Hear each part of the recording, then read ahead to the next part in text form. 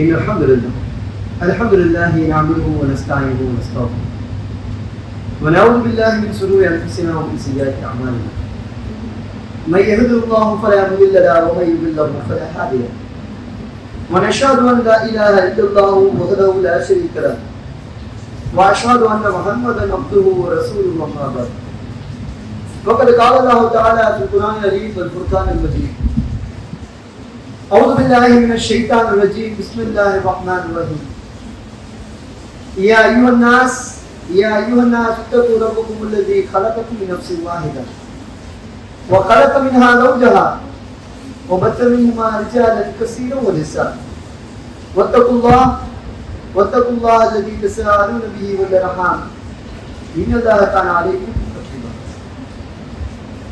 يا أيها الذين آمنوا اتقوا الله حتى تقاته ولا تموتن إلا وأنتم مسلمون ஏழு வானங்களையும் பூமியை வகுத்து மத்தியில் உள்ளவற்றையும் படைத்து பரிபாலிக்கக்கூடிய நாயனாகிய அல்லாஹ்வுக்கே எல்லா புகழும்.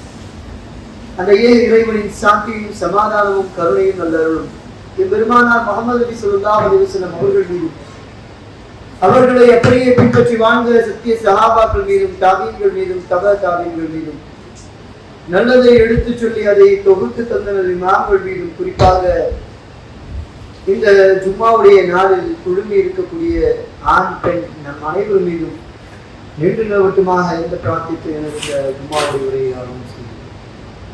அன்பார்ந்த சகோதரர்களே சகோதரிகளே, அல்லாஹ்வுடைய மாபெரும் கிருபையினால் இந்த ஏகத்துவ கொள்கையை ஏற்றவர்களாக இந்த இஸ்லாத்தை அதன் தூய வடிவிலே நாம் நம்முடைய வணக்க வழிபாடுகளை அமைத்துக் கொள்ள வேண்டும் என்ற ஒரே நோக்கத்தோடு நாம் எல்லாம் இங்கு குழுமி இருக்கின்றோம். அன்பார்ந்தவர்களே, இந்த தௌஹீத் ஏகத்துவம் என்ற இந்த கொள்கையை பொறுத்தமட்டில் இன்று இது பெரிதளவில் வரவேற்பு பெற்றிருக்கிறது என்றே சொல்ல வேண்டும். இன்றைய காலகட்டத்தில் நாம் குர்ஆன் ஹதீஸ் தான் மார்க்கம் என்று எங்கு போய் சொன்னாலும் எவரும் நம்மை என்ன செய்வது கிடையாது, அடிக்கவோ துன்புறுத்தவோ துரத்தவோ கிடையாது. ஆம், குர்ஆன் ஹதீஸ் தான் மார்க்கம் என்று ஏற்றுக்கொள்ளக்கூடிய காலத்திலே நாம் இருக்கிறோம். யாரும் அதை மறுக்கக்கூடியவர்களாக இல்லை. ஆனால் இதே இந்த கொள்கையை 1980களில் 90களில் இதை சொல்லும் போது எந்த ஒரு கலவரமும் இல்லாமல் அந்த இடத்தை விட்டு நாம் சொல்லியதன் காரணத்தினால் அந்த இடத்தை விட்டு அடி உதை வாங்காமல் வெளியில் வர முடியாது. அப்படிப்பட்ட ஒரு நிலை நம்முடைய இந்த 80களில் 90களில் பார்த்தோம்னா இந்த தௌஹீத இந்த ஏகத்துவத்தை குர்ஆன் ஹதீஸ் மட்டும்தான் மார்க்கம், நபி வழியில் தான் நாம் நம்முடைய செயல்கள் அனைத்தையும் அமைத்துக் கொள்ள வேண்டும் என்று சொல்ல போனால் அங்கு அடிவுதை இல்லாமல் வர முடியாது.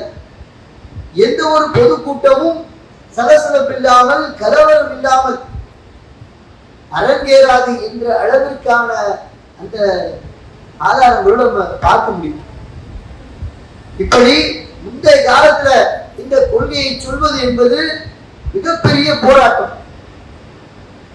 இன்னும் நம்முடைய சகோதரர்கள் இந்த கொள்கையின் அடிப்படையில நம்முடைய வணக்க வழிபாடுகளை அமைத்துக் கொள்ளும். இப்படித்தான் நாங்கள் தொழுவோம், தொழுது முடிச்ச உடனே அந்த தொழுகை அந்த இமாம் தொழ வைக்கக்கூடியவர் சலாம் என்று அவர் சலாம் முன்னும் வலதும் இடதும் அந்த சலாத்தை அவர் சொல்லிவிட்டால் அதோடு அவருக்கும் நமக்கும் தொடர்பு முடிந்து விட்டது.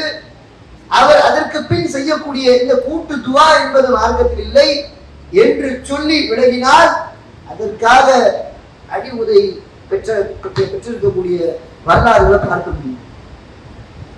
நபிகள் நாயகம் ஸல்லல்லாஹு அலைஹி வஸல்லம் அவர்கள் தங்களுடைய தொழுகையிலே அத்தையாத்து அமர்விலே இப்படி விரலை செய்தார்கள். அதைத்தான் நாங்கள் செய்வோம் என்று சொன்னால் விரல்களை உடைக்காமல் அவர்கள் அனுப்பியதில்லை என்று வரலாறை கூட பார்க்க முடியும். இப்படி ஏராளமான எதிர்ப்புகளை கொண்ட ஒரு நிலையாக முந்தைய காலத்து இந்த தௌஹீத் பிரச்சாரங்கள் ஓடி போனதை பார்க்கலாம். இன்னும் ஒரு படி மேல போய், அடே நீ தௌஹீத்வாதின்னு சொல்றியா, நான் உன்னை நஜாத்துன்னு சொல்லுவேன், நான் உன்னை வஹாபின்னு சொல்லுவேன். அது மட்டுமல்லாம உன்னுடைய நீ சொல்லக்கூடிய இந்த கொள்கையில உள்ளவன் எவனாச்சும் இறந்துட்டா அவனை அடக்கம் பண்ண கூட விடமாட்டேன் அப்படின்ற அளவிற்கு பெரும் அளவுல அந்த பகைகள், அந்த எதிர்ப்புகள்லாம் இருந்ததை கூட பார்க்க முடியும். ஜனாசாக்களை தூக்கி கொண்டு போராட்டம் நடத்திய காலம். இப்படியெல்லாம் அடி உதைகள், இத்தகைய ஊர் நீக்கங்கள், இது போன்ற ஏராளமான எதிர்ப்புகளுக்கு மத்தியிலே வீரியமாக என்ன செய்தாலும் நான் இந்த கொள்கையில பிடிப்பா இருப்பேன், என்ன அடிச்சாலும் உதைச்சாலும் துரத்தினாலும் என்னுடைய ஜனாசாவை நீ அடக்கம் பண்ண மாட்டேன்ற ஒரு நிலை இருந்தாலும் நான் இந்த கொள்கையில கொஞ்சம் என்ன பண்ண மாட்டேன், பின்வாங்க மாட்டேன், வளைஞ்சு கொடுக்க மாட்டேன், அந்த நேரத்துல கூட நான் உறுதியா தான் இருப்பேன் என்று அந்த ஆரம்பகால சகோதரர்கள் இந்த ஏகத்துவ கொள்கையை வீரியமாக சொன்னதோடைய விளைவு இன்னைக்கு யாருமே என்ன சொல்றது கிடையாது. நீங்க சொல்லக்கூடிய கொள்கை சரியில்லைப்பா என்று சொல்வது கிடையாது. நீங்கள் சொல்வதுதான் சரிதான், குர்ஆன் ஹதீஸ் தான் இஸ்லாம். எந்த ஒரு செயலுக்கும் குர்ஆனிலே அல்லாஹ் குறிப்பிட்டிருக்கிறானா, நபிகள் நாயகம் ஸல்லல்லாஹு அலைஹி வஸல்லம் அவர்களுடைய வழிகாட்டுதல் இருக்கிறதா என்று நீங்கள் சொல்லக்கூடிய அந்த செய்தி சரிதான் என்று அக்னாலேஜ் பண்ணக்கூடிய, அதாவது முழுமையாக ஏற்றுக்கொள்ளக்கூடிய காலகட்டத்திலே நாம் இருக்கிறோம். இப்பொழுது நமக்கு இருக்கக்கூடிய பெரும் சவாலாக இருப்பது என்ன? இந்த தௌஹீதை சொல்றோம். இந்த தௌஹீதை சொல்லும் போது கொஞ்சம் அப்படி நீங்க அட்ஜஸ்ட் பண்ணிக்கோங்க. ஒரு சில விஷயங்கள்ல நீங்க என்ன பண்ணுங்க, கொஞ்சம் பரஸ்பரம் ஒரு சமரசம் வரணும். நீங்க சொல்றது ரொம்ப கடுமையா நீங்க சொல்லாதீங்க, கொஞ்சம் அப்படி லூஸ்ல விடுங்க, விட்டு பிடிங்க. இப்படி எல்லாம் சொல்லக்கூடிய காலத்தில் இப்பொழுது நாம் இருக்கிறோம். அதுவும் சரிப்பட்டு தானே வரும் என்று நினைக்கக்கூடிய அளவிற்கு நம்மிடம் பேசக்கூடிய அந்த மக்களும் அப்படிதான் வராங்க. நீங்க சொல்றதா சரிதாங்க, முதல்ல உட்கார்ந்து பேசுவோம். நீங்க சொல்லக்கூடிய இந்த செய்திகள் சரியானதுதான், ஆனால் கொஞ்சம் அப்படி விட்டு பிடிங்க, இதுல கொஞ்சம் அட்ஜஸ்ட் பண்ணுங்க, இதுல கொஞ்சம் அட்ஜஸ்ட் பண்ணுங்க, இதை விட்டு கொடுங்க, இது செய்யறதுக்கு ஏத்த மாதிரி நீங்க என்ன பண்ணுங்க, பேசுங்க என்று சொல்லக்கூடிய அளவிற்கு இன்றைய காலகட்டம் நமக்கு பெரும் சவாலாக அமைந்தது. இந்த மார்க்கத்திலே கொஞ்சம் சமரசம் செய்து கொள்வோம். இந்த மார்க்கத்திலே நீங்கள் சொல்லக்கூடிய செய்தியில இந்த ஒரு சில விஷயங்களை மட்டும் நீங்க என்ன பண்ணுங்க, கொஞ்சம் விட்டுருங்க, இதை விட்டுட்டு அப்படியே வேற கூட பிடிச்சி போயிடுங்க என்று சொல்லக்கூடிய அளவிற்கு தான் இன்னைக்கு நாம பார்க்கக்கூடிய சவால்கள் இருக்கிறது. இப்படி ஆனால் இதுவும் புதிதாக வரக்கூடியதா, நமக்கு பெரும் ஒரு கடினமான ஒரு சூழ்நிலையாக இப்பொழுது நாம் சொல்லக்கூடிய இதுவும் புதிதா என்று பார்த்தால் கிடையாது. இப்ராஹிம் அலைஹிஸ்ஸலாம் அவர்கள் காலத்திலும் சரி, அவர்களுக்கு முந்தைய நபிமார்கள் காலத்திலும் சரி, ரசூல் ஸல்லல்லாஹு அலைஹி வஸல்லம் அவர்கள் காலத்திலும் சரி இத்தகைய நிலை இருந்திருக்கிறது என்ற செய்திகளை கூட நம்ம ஆதாரத்தோடு பார்க்க முடியும். எப்படி நபிகள் நாயகம் ஸல்லல்லாஹு அலைஹி வஸல்லம் அவர்களிடம் சமரசம் பேசிய வரலாறுலாம் கூட இருக்கு ஆதாரத்தோட. இப்ராஹிம் அலைஹிஸ்ஸலாம் அவர்கள் வளைந்து கொடுக்காமல் மிக உறுதியாக, அதாவது எதிர்க்கக்கூடிய வார்த்தையே சொல்றாரு. எப்படி இப்ராஹிம் அலைஹிஸ்ஸலாம் அவர்கள் சொல்லக்கூடிய செய்தியை நாம குர்ஆன்ல 60வது அத்தியாயத்துல 4வது வசனத்தை பார்க்க முடியும். என்னது? கத் கானத் லகும் உஸ்வத்துன் ஹஸனத்துன் ஃபீ இப்ராஹீம வல்லதீன மஅஹு இஸ் காலு லிகௌமிஹி இன்னா புராஉ. இப்ராஹிம் என்ன சொல்றாரு? இப்ராஹிம் அலைஹிஸ்ஸலாம் அவர்கள் இந்த மார்க்கத்துல கொஞ்சமும் சமரசம் இல்லை அப்படின்றத மிக உறுதியா எதிர்ப்பு காண்பிக்கும் விதமான சொல்லையே சொல்றாரு. எப்படி அல்லாஹ் என்ன செய்யறான்? அவர் சொன்ன இந்த செய்தியை வச்சு இப்படி சொன்ன இந்த இப்ராஹிமிடமும் அவரோடு இருந்த அந்த மக்களிடமும் உங்களுக்கு ஒரு உஸ்வத்துன் ஹஸனா, உங்களுக்கு ஒரு அழகிய முன்மாதிரி இருக்குன்னு சொல்றான். அவர் சொன்ன சொல்ல நம்ம இங்க எடுத்து வச்சோம்னா அவர் என்ன சொல்றாரு? பகிரங்கமா, இப்ப உங்களுக்கும் எனக்கும் என்ன தொடர்பு கிடையாது, நீங்க உங்களுக்கும் எனக்கும் பகைமை வெறுப்பு தான் இருக்கு. என்ன காரணத்தினால? அவர் சொல்றாரு, உங்களை விட்டும் இன்னும் அல்லாவை என்று நீங்கள் வணங்குபவற்றை விட்டும் நிச்சயமாக நாங்கள் நீங்கி கொண்டோம். எப்ப நீங்க இணை வைக்கிறீங்க, இந்த இணை வைத்து வணங்கக்கூடிய அந்த கடவுளை விட்டும் உங்களை விட்டும் நாங்க என்ன செய்யறோம்? நீங்கிட்டோம், தூரமாயிட்டோம். அன்றியும் அல்லாஹ் ஒருவன் மீதே நீங்கள் நம்பிக்கை கொள்ளும் வரை நமக்கும் உங்களுக்கும் இடையில் பகைமையும் வெறுப்பும் மட்டும்தான் நிரந்தரமாக ஏற்பட்டுச்சு. எப்படி சொல்றாரு? அப்படியே நேரடியா அடிக்கிறாரு. நிறைய இடத்துல ஸ்ட்ரெயிட் ஃபார்வர்ட் என்ன சொல்லுவாங்க, இப்படிலாம் இருக்கக்கூடாதுங்க, ரொம்ப ஸ்ட்ரெயிட் ஃபார்வர்டா இருக்கீங்க, உங்க வார்த்தை வந்து ரொம்ப தடிக்குது, இப்படிலாம் சொல்லுவாங்க. ஆனா இதுல அல்லாஹ் என்ன சொல்றான்? இதுல அழகிய முன்மாதிரி இருக்கின்றான். எப்படி?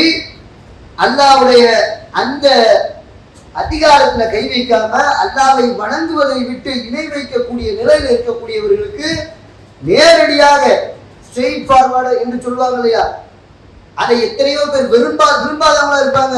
அப்படியெல்லாம் நீங்க யோசிக்கலாம். இப்படிதான் நேரடியா அடிக்கணும், இப்படிதான் இருக்கிறாங்க சொன்னாரு. இப்ப உங்களுக்கும் எனக்கும் என்ன பகைமையும் வெறுப்பும் தான் ஏற்பட்டுச்சு. நீங்க இணை வைக்கிறத விட்டும் விலகும் வரை இதுதான் நிற்கும். வெறுப்பும் பகைமையும் தான் உங்களுக்கும் எனக்கும் இடையில இருக்கும். அவருடைய சமுதாய மக்கள் அவர் சொல்றாரு. அவருடைய தந்தையும் கூட அதுல இருக்கிறாரு. தன்னுடைய தந்தை, தன்னுடைய குடும்பம், தன்னுடைய பிள்ளைகள் என்று யார் பார்க்கல? இப்ராஹிம் பார்க்கல. என்ன செய்யறாரு? உங்களுக்கும் எனக்கும், நீங்க அல்லாஹ்வை வணங்கலையா, அல்லாஹ்வுக்கு இணை வைக்கிறீங்களா, உங்களுக்கும் எனக்கும் என்னதான் இருக்கும்? பகைமையும் வெறுப்பும் தான் இருக்கும். ஏற்பட்டுடுச்சு, அவ்வளவுதான். அது மாறாது. நீங்க அதை விட்டு விலகாத வரைக்கும் அது மாறாது என்று 60வது அத்தியாயத்துடைய 4வது வசனத்துல இப்ராஹிம் சொன்னதாக. இதற்காக அல்லாஹ் என்ன சொல்றான்? இவரிடத்திலும், இப்ராஹிம் மட்டும் சொல்ல, அவரோடு இருந்தவரிடத்திலும் இப்படி அவர்கள் சொன்னதற்காக உங்களுக்கு அவர்களிடத்துல அழகிய முன்மாதிரி இருக்கு அப்படின்னு சொல்லி அல்லாஹ் சொல்றான். இந்த இடத்துல மார்க்கத்துல கொஞ்சமும் சமரசம் செய்யக்கூடாது என்பதை மிக அந்த சமரசம் செய்யாமல் இருப்பதற்கு நீங்க என்ன பண்ண தேவையில்ல, அழகான வார்த்தைனா தேட தேவையில்ல. எது அவங்களுக்கு நறுக்குன்னு அவங்களுக்கு படுமோ, எப்பா நீ எனக்கு எதிரிதான், நீ அல்லாஹ்வுக்கு இணை வைக்கிறியா, அல்லாஹ்வுடைய தூதருடைய செயலுக்கு மாற்றமா நடக்கிறியா, உனக்கும் எனக்கு உறவுலாம் கிடையாது, எதிரிதான் நீ, உனக்கும் எனக்கும் வெறுப்பு இந்த விஷயத்துல இருக்குதா செய்யும் என்று பகிரங்கமாக சொல்வதற்கு முன்மாதிரியாக இப்ராஹிம் அலைஹிஸ்ஸலாம் அவர்களுடைய செய்தி அல்லாஹ் சொல்றான்.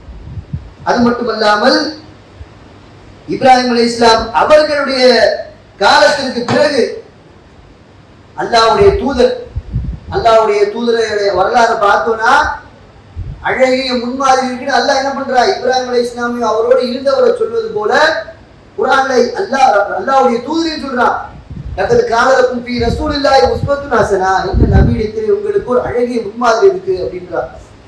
ஆனால் அல்லாஹ்வுடைய தூதரிடத்தில் இருக்கக்கூடிய முன்மாதிரி ஒட்டுமொத்தமா இருக்கதான் செய்யுது. ஆனா ஒரு விஷயத்துல அல்லாஹ் என்ன சொல்றான்? அவர் கடுகெடுத்தார் அப்படின்னு குறிப்பிடுறான். எதற்காக கடுகெடுத்தாரு? ரசூல் ஸல்லல்லாஹு அலைஹி வஸல்லம் அவர்கள் இந்த மார்க்கத்துல சமரசம் செய்யும்படி அந்த மக்கள் என்ன பண்றாங்க?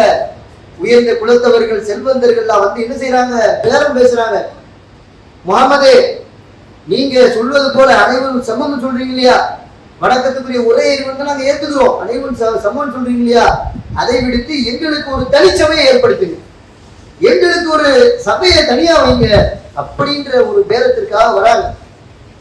நாங்க உங்களுடைய கொள்கையை ஏத்துக்கிறோம், நீங்க சொல்றது சரிதான் என்று சொல்லி இந்த விஷயத்தை முன்வைத்து என்ன பண்றாங்க? இந்த ஒரு விஷயத்துல முரண்பட்டவரா நிக்கிறாங்க.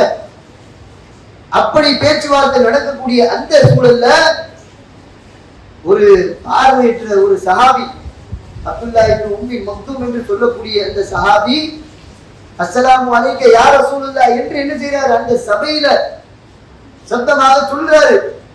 அல்லாஹ்வுடைய தூதர் என்ன செய்யறார்? அந்த பார்வையற்றவருக்கு பதிலளிக்கல.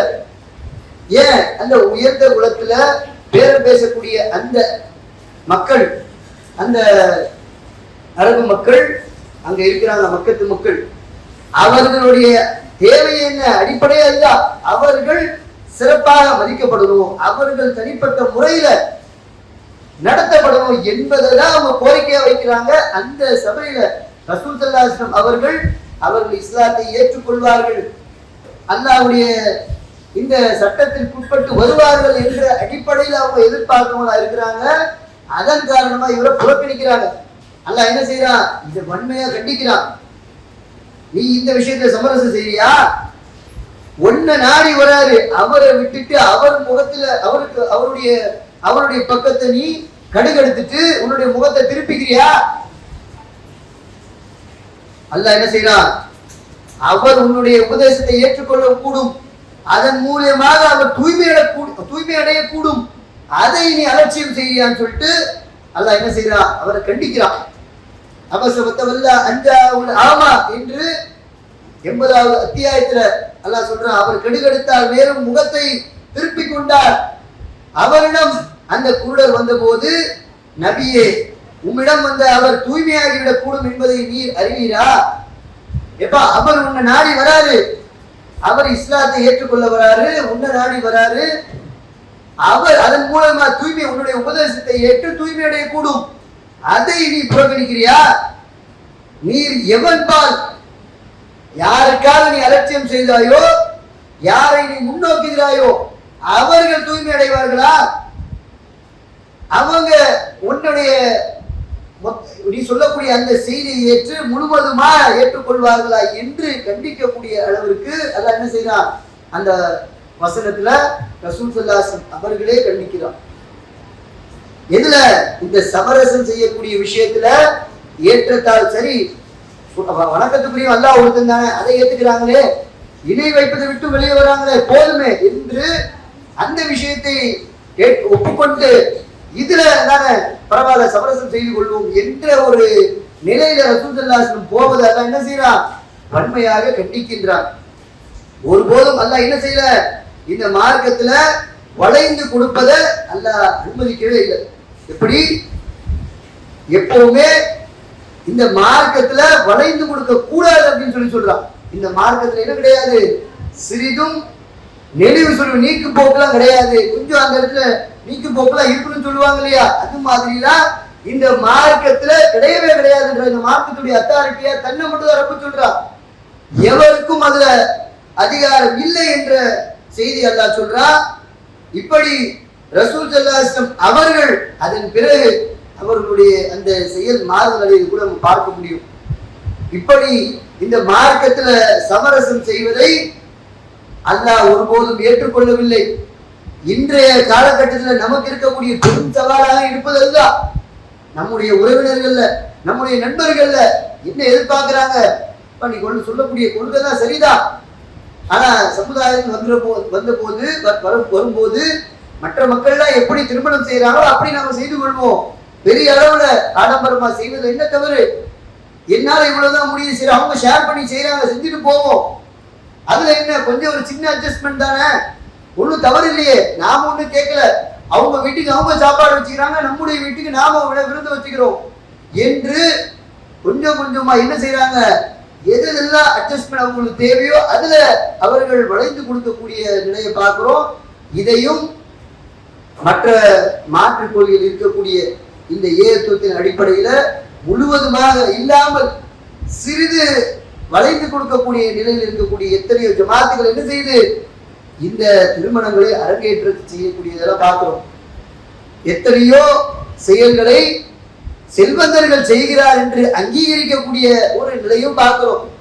பெரும் பெரும் ஆலிம்கள், நான் 7 வருஷம் படிச்சேன் 10 வருஷம் படிச்சேன் என்று சொல்லக்கூடிய ஆலிம்கள் அவர்களுடைய போக்கு எப்படி இருக்கு, மார்க்கத்துல ஹலால் ஹராம் என்று 2 மட்டுமே இருக்கும் போது இந்த செல்வந்தர்கள் செய்கிறார்கள், இந்த குறிப்பிட்ட கூட்டத்தவர்கள் செய்கிறார்கள், அதனால இது மக்ரூ, இது பெரும் குற்றமாகாது என்று சொல்லக்கூடிய அதற்கேற்றார் போல் வளைத்துக் கொள்ளக்கூடிய நிலையெல்லாம் இன்று நாம் பார்க்க முடிகிறது. எப்படி இந்த மக்களோட இருக்கிறோமா, சரி இப்படி என்ன பண்ணுவோம், இதுல கொஞ்சம் அட்ஜஸ்ட் பண்ணிப்போம், இதுல கொஞ்சம் அட்ஜஸ்ட் பண்ணிப்போம் என்று ஏராளமான விஷயங்கள்ல குர்ஆன் ஹதீஸை நாங்களும் பின்பற்றுகிறோம் என்று சொல்லிக்கொண்டு பலதரப்பட்ட விஷயங்களிலே அந்த வளைந்து கொடுக்கக்கூடிய அட்ஜஸ்ட்மெண்ட் செய்து கொள்ளக்கூடிய ஒரு நிலையை நாம் பார்க்கின்றோம். இப்படி செய்வதற்கு மார்க்கத்தில் அனுமதி இல்லை. ரசூல் ஸல்லல்லாஹு அலைஹி வஸல்லம் அவர்களுடைய வழிகாட்டுதல் இல்லை என்பதை நாம் விளங்கிக் கொள்ள வேண்டும். ஒருபோதும் இந்த மார்க்கத்திலே புதினங்களை புகுத்திக் கொள்ளக்கூடிய நிலையில இந்த சமரசத்தை நாம் ஏற்படுத்திக் கொள்ளக்கூடாது என்பதை நாம் விளங்கிக் கொள்ளணும். சத்தியத்தை சொல்லும் போது நிச்சயமாக எப்படி சொல்லணும்?